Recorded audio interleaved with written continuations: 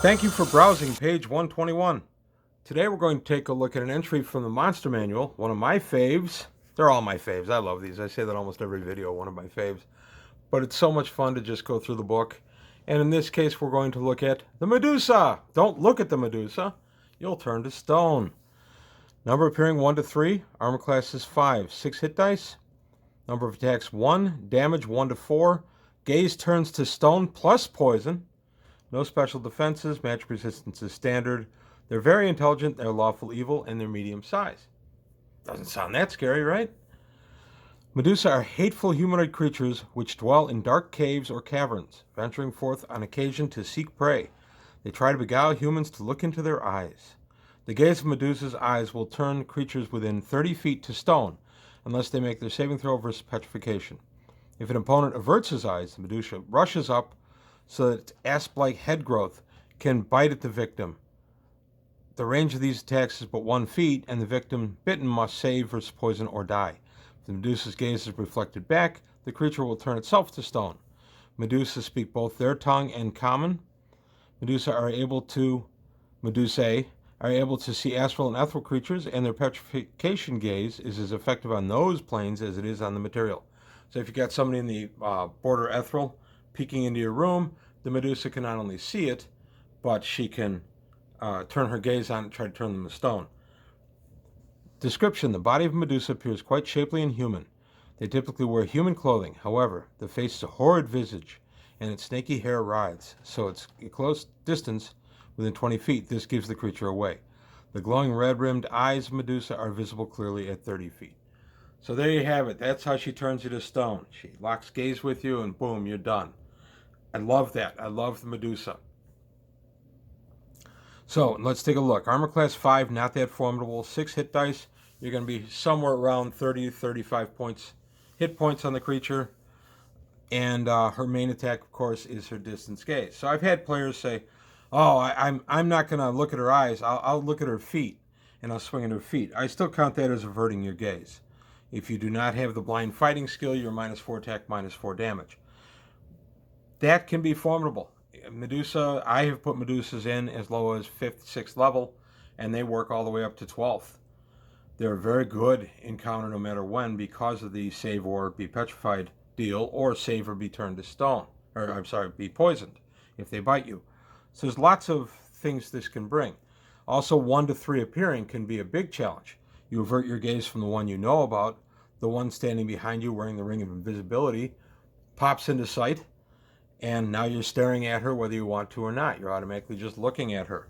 Or the third one is over there in the shadows, and she steps out, and now you're looking at her. So this could be a deadly encounter, even if it's just one Medusa, let alone 3.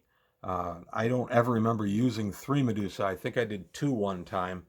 I also put a Medusa in a Hall of Mirrors, which was quite a challenge for the players. They started doing the thing from Conan the Destroyer, where they just started breaking the mirrors.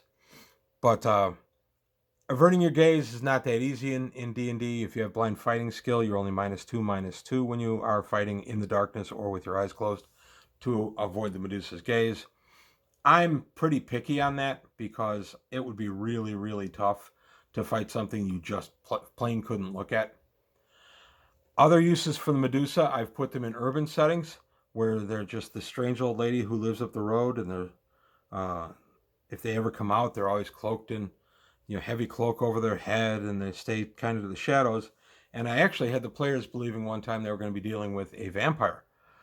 So that was kind of fun. They went in all set. They were about 7th level. They went in all set to fight a vampire, and they ended up with a Medusa.